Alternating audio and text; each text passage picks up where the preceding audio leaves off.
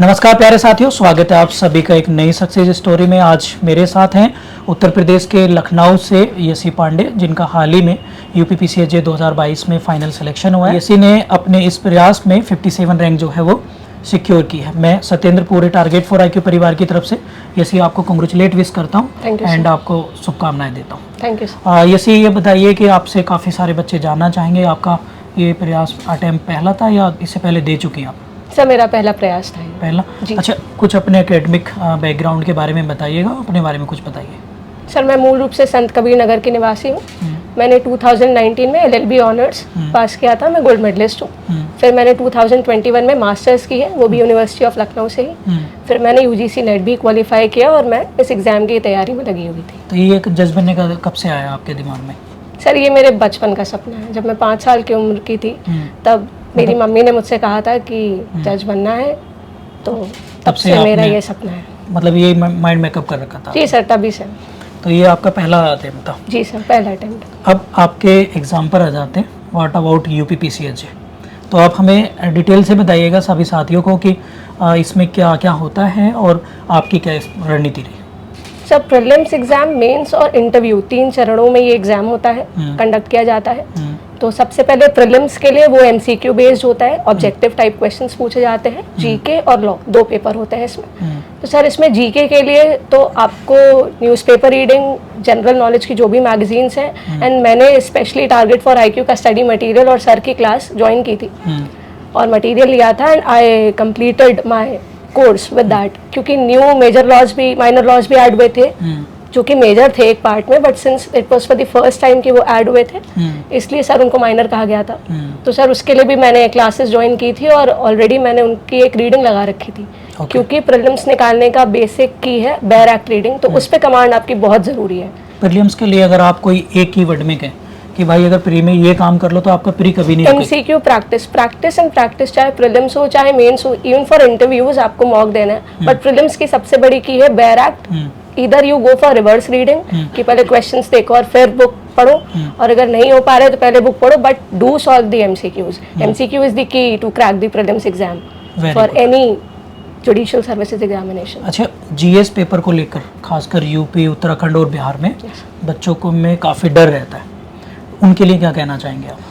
Sir daily newspaper reading से पहले तो आप करंट अपना कवर कर सकते हैं पूरी तरीके से, पर क्योंकि स्टैटिक पोर्शन भी, आप कंपटीशन बहुत बढ़ गया है, तो आपको स्टैटिक में भी वो एरियाज भी कवर करने होंगे जिनसे अब तक कमीशन क्वेश्चंस नहीं पुट अप कर रहा था। उसके लिए भी आप क्यू बैंक प्रैक्टिस करिए और जो भी और स्टेट्स के एग्जाम्स हैं उनको भी देखिए, plus reading. I think reading and revising is the key to clear any exam.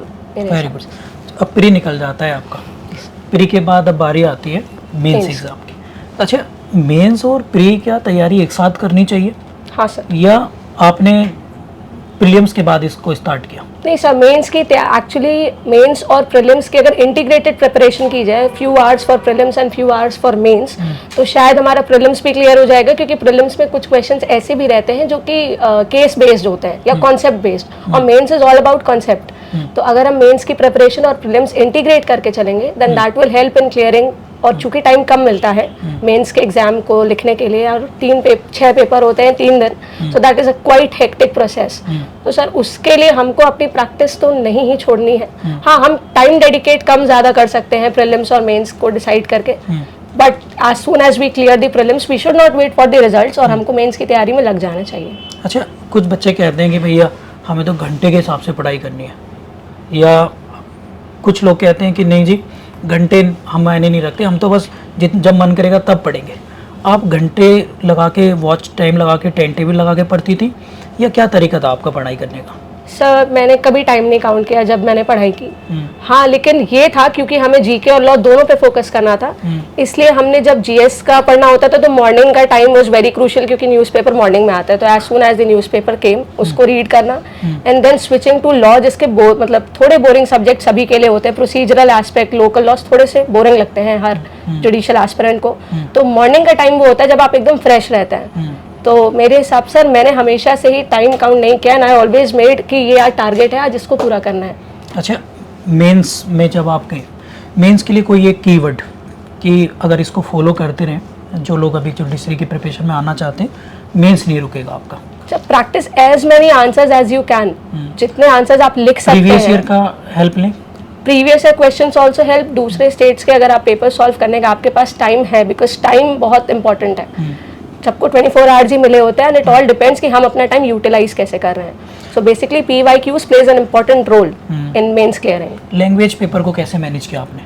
Sir language paper के लिए I again solve the previous year papers और न्यूज़पेपर हिंदी इंग्लिश की रीडिंग.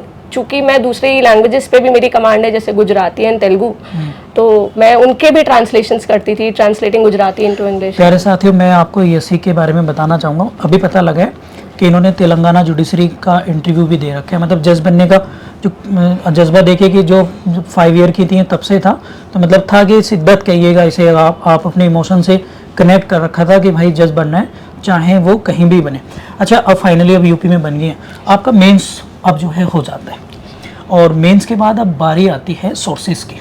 ओवरऑल जैसे लॉ की बुक्स हैं, बेयर एक्ट हैं या GS है, एक मोटे तौर पे क्या क्या सोर्सेज आपने यूज़ किए? सब बेयर एक्ट्स मैंने प्रीलिम्स और मेंस दोनों के लिए यूज़ किए, और थैंकफुली या लकीली इस बार पैटर्न भी बेयर एक्ट बेस्ड ही आया था.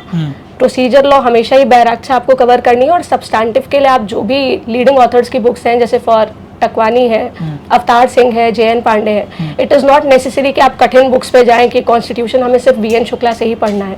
आप JN पांडे से भी पढ़िए, पर अपने कॉन्सेप्ट्स क्लियर रखिए and go for bare act को ब्रेक डाउन करने का मटेरियल. अगर आपको वो स्ट्रैटेजी आती है, if you have that art of breaking the bare act की लैंग्वेज, तो फिर आपको कोई दिक्कत नहीं आएगी मेंस और प्रीलिम्स को क्रैक करने में अपने अपने तरीके से. मेंस देने के बाद आपको आइडिया हो गया था कि भाई सिलेक्शन इंटरव्यू कॉल हो जाएगी? सब डर था, हाँ, पर इतना था कि yes I will be able to clear the mains exam. Mains का रिजल्ट आ जाता है आपका. फिर इंटरव्यू के लिए क्या प्रिपरेशन की आपने, क्या तरीका था, और जब आप कमीशन में गई वहाँ का क्या एनवायरनमेंट था? सर इंटरव्यू के लिए प्रिपरेशन के लिए अगेन आई वेंट फॉर, क्योंकि मुझे पता था कि अब इंटरव्यू में वो पूछेंगे करंट ही. Interview is all about personality test and they are not there to जज योर लॉ, बिकॉज वो आप अपना मेंस में क्लियर करके आ गए हैं. So they were just checking how your personality is, what your confidence is, और ब्लफ नहीं करना होता है. तो सर कमीशन के अंदर the environment was very cordial, the panel was very cordial, लेकिन आपको वहाँ आंसर्स देते वक्त उन्हें ब्लफ नहीं करना है, उनको बेवकूफ़ नहीं बनाना है. जो ऑनेस्ट आंसर्स हैं, आपके जो भी ऑनेस्ट ओपिनियंस है वही रखने हैं. और सर स्टडी मटेरियल के लिए मैंने लाइव लॉ रेफर किया था फॉर लेटेस्ट जजमेंट्स. चाहे आप हिंदी मीडियम में, हिंदी में भी मिलता है और वो इंग्लिश में भी है. For that you can. अच्छा, कोई क्वेश्चन याद आ रहे हैं आपको जो पूछे गए हो कमीशन में? सर एक क्वेश्चन मुझसे पूछा था सिचुएशन बेस्ड कि if you are sitting on the dais and आपके सामने वकील लोग फोर्स कर रहे हैं आपको एज ए जुडिशियल ऑफिसर कि आप कोई ऑर्डर हमारे फेवर में करिए, तो वो कौन सा अपराध कर रहे हैं या आप उनके खिलाफ क्या एक्शन लेंगे. सर ये उन्होंने था कि एक लॉन्ग टर्म बताओ कि क्या होगा और शॉर्ट टर्म. तो आई टोल्ड कि I can go for contempt, but they said कि ये एक लंबी प्रक्रिया है और जो हम डायरेक्ट नहीं इनिशिएट कर सकते, because contempt of courts act में supreme court and high court को पावर है, the district court still not having that power. Okay. उसके बाद आई आंसर्ड कि आप पनिशमेंट दे सकते हैं, and that is I think section 228 कि आप अगर जुडिशियल ऑफिसर है then they will be punishing for obstructing me in doing my और परफॉर्मिंग माय ड्यूटीज. ओके. और कोई क्वेश्चन याद आ रहे हो? केवल क्वेश्चन. सर एक क्वेश्चन था what will be the relevancy of section 161 and 164 CRPC. एक ये क्वेश्चन था कि आप किसको ज्यादा ऊपर पेडेस्टल पे रखेंगे और क्यों. जो लोग जुडिशरी की प्रिपरेशन कर रहे हैं और मेहनत के बदौलत वो इंटरव्यू तक पहुंच गए, उन्हें क्या कहना चाहेंगे कि इंटरव्यू के दौरान भाई ये बातें ध्यान रखनी चाहिए? सर इंटरव्यू में पैनिक नहीं करना है. अपना ऑल्दो सिचुएशन थोड़ी सी पैनिकिंग होती है, हम बहुत सारे कॉम्पिटिटर्स को देखते हैं और हमें डर लगता है कि अब क्या होगा, because that's the last stage that will decide कि अब आगे जाना है या हमें फिर से जीरो पे आना है. लेकिन पैनिक नहीं करना है, पेशेंस बनाए रखना और अपने ऊपर यकीन रखना है, बिकॉज अगर you have that self confidence तो पैनल कोई भी क्वेश्चन पूछ रहा है अगर और अगर आपको नहीं भी आ रहा है, इफ यू सीरियसली सेड कि sir I am sorry I am not able to recall, तो वो नाराज नहीं हो जाएंगे कि आपको नहीं आ रहा है. So you need to have self confidence in yourself. अच्छा, इंटरव्यू के लिए मॉक इंटरव्यू कितना ज़रूरी है? Sir mock interviews play a crucial role, क्योंकि हमें एक जो एनवायरनमेंट जो जिनका भी फर्स्ट अटेम्प्ट रहता है उनको नहीं पता होता है कि अंदर क्या सिनारियो रहेगा, पैनिक कर सकते हैं, दे कैन इवन शेक. सो उसके लिए मॉक इंटरव्यूज इंपॉर्टेंट रहते हैं और हमें क्वेश्चंस का एक पैटर्न भी पता चलता है कि क्या पूछा जा सकता है या what all questions we are, मतलब हमें तैयार करने चाहिए अपने आंसर के लिए. और सर लेकिन क्योंकि मेरी तबीयत ठीक नहीं थी तो मैं नहीं दे पाई थी कोई भी मॉक इंटरव्यू. Very good. अच्छा, अपनी सफलता का श्रेय आप किसे देना चाहेंगे? To almighty, to my parents, to the teachers, to my also, अपने खुद को भी मैं देना चाहूँगी because that was all the hard work. लेकिन हाँ, family and teachers play a crucial role in building me what I am today. Very good. कोई ऐसी बात या कोई मैसेज, कोई सजेशन आप लास्ट में सभी साथियों को देना चाहें? You need to be patient, hard working, smart working, और थोड़ा सा आपको अपने ऊपर यकीन होना चाहिए. Because after you don't have the time to prepare, sometimes ऐसा होता है कि you feel depressive in the environment. कभी कभार हमेशा ऐसा नहीं होता है कि you have that happy times. Sadness भी आती है. आपके पेरेंट्स हो सकता है आपको कभी स्कोल्ड भी कर दें कि आप जो कर रहे हैं उससे कुछ फ्रूटफुल हो नहीं रहा है. So you need to give time to yourself. अगर आपने सपना देखा है तो उसको पूरा करने तक प्लीज थकिए मत, हारिए मत. Don't stop until you achieve your goal. Very good. प्यारे साथियों, हमारे साथ थी यसी पांडे, जिनका भी सिलेक्शन हुआ और यसी अब जुडिशियल मजिस्ट्रेट बन चुकी हैं. मैं चाहता हूं कि आप भी इसी तरह से एक दिन अपने सपने को साकार करें. मिलता हूं फिर किसी नए सक्सेस स्टोरी में. यदि यसी से आपका कोई क्वेश्चन है तो इस वीडियो के कमेंट बॉक्स में आप जो है टाइप करके पूछ सकते हैं. मैं अगेन यसी पूरे टारगेट 4 IQ परिवार की तरफ से आपको जो है कॉन्ग्रेचुलेट पेश करता हूँ. Thank you sir.